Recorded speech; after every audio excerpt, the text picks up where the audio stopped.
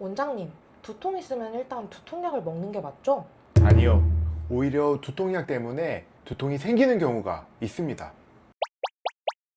두통약을 너무 자주 드시면 두통이 사라지지 않고 만성두통으로 바뀔 수 있습니다. 그래서 많은 환자분들이 매일 두통약을 드시면서 왜 약을 먹어도 머리가 아프지? 하면서 저희 한의원에 오시는데요. 오늘은 두통의 대표적인 원인 4가지와 각각 어떤 증상이 있는지, 그리고 지긋지긋한 두통 증상별로 어떻게 빠르게 해결할 수 있는지 알려드리겠습니다. 첫 번째로는 가장 흔한 두통이 뭔지 알려주세요. 가장 흔한 두통은 긴장성 두통입니다. 사무직, 학생, 스마트폰을 오래 보시는 분들에게 가장 많이 생깁니다. 스트레스, 피로, 잘못된 자세가 주요 원인이에요. 증상은 이렇습니다. 머리 양쪽이 띠를 두른 것처럼 꽉 조이게 아프고 답답한 통증이 몇 시간에서 길게는 며칠씩 지속됩니다. 어깨와 뒷목이 같이 뻐근한 경우가 정말 많습니다. 보통 그런 두통은 좀 쉬면 나아지죠? 쉬는 게 도움은 되는데 그냥 쉬는 것만으로는 부족합니다. 긴장성 두통은 목 어깨 근육의 긴장이 핵심입니다. 누워서 쉬어도 잘못된 자세로 누워 있으면 근육은 계속 긴장된 상태입니다. 스트레칭, 자세 교정, 그리고 근육을 직접 풀어주는 치료가 병행되어야 근본적으로 해결됩니다. 특히 긴장성 두통에는 침치료와 추나요법이 매우 효과적입니다. 두 번째는요? 편두통입니다. 이름 때문에 한쪽 머리만 아픈 두통으로 오해하시는데 양쪽이 아플 수 있습니다. 여성이 남성보다 약 3배 많고 특히 20대에서 40대 여성들에게 많이 나타납니다.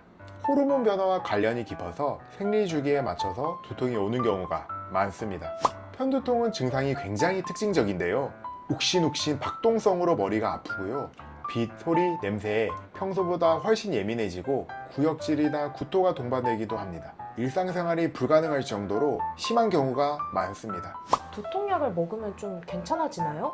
일반 진통제로는 잘 안 듣습니다.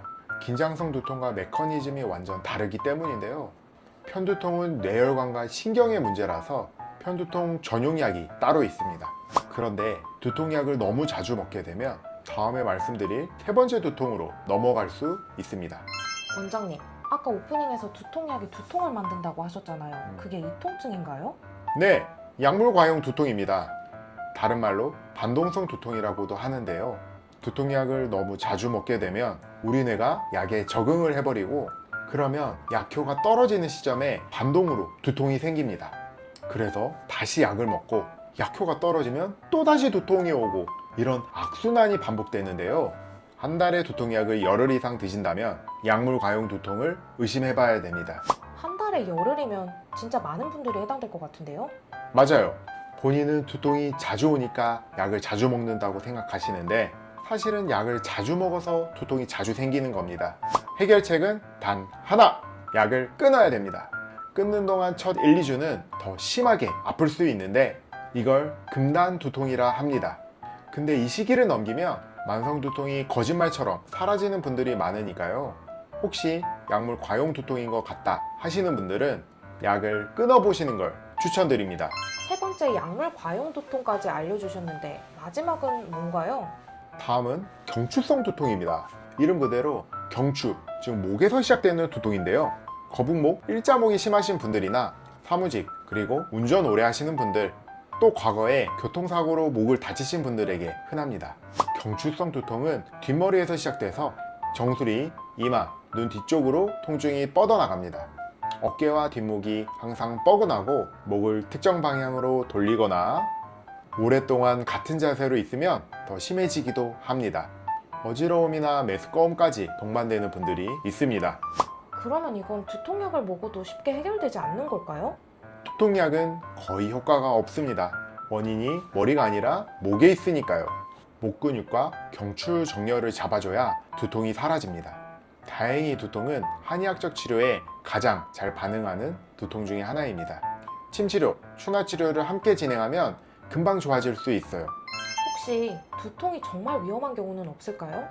만약 갑자기 시작된 평생 처음 느껴보는 극심한 두통이 온 경우에는 일반적인 두통이 아니라 뇌출혈, 뇌동맥류 파열 같은 응급 상황일 수 있어요. 그렇기 때문에 평생 처음 느끼는 강도의 두통이 있거나 두통과 함께 의식이 흐려지거나 말이 어눌해지거나 한쪽 팔다리에 힘이 빠지는 경우, 고열, 구토와 함께 목이 뻣뻣해지는 경우에는 반드시 응급실에 가셔서 검사를 받으셔야 됩니다. 이런 경우에는 분단위로 생명이 위험해질 수 있기 때문에 절대 지체하시면 안 됩니다. 같은 두통이라도 원인에 따라서 치료법이 완전 다릅니다. 긴장성 두통은 근육의 긴장을 풀어줘야 낫고, 편두통은 편두통 전용 약을 통한 관리가 필요하고, 약물 과용 두통은 약을 끊어야 나을 수 있고, 경추성 두통은 목을 치료해야 사라집니다. 무엇보다 두통약을 한 달에 열흘 이상 드시는 분들은 약을 먹는 것이 답이 아닐 수 있으니 반드시 의료진과 상담하셔야 됩니다. 평생 처음 느껴보는 강도의 두통은 응급실에 꼭 가보셔야 됩니다. 오늘 영상 도움되셨다면 구독과 좋아요 부탁드리고, 본인 두통이 어떤 종류인지 헷갈리시면 댓글 남겨주세요. 다음 영상에서 또 만나 뵙겠습니다. 감사합니다.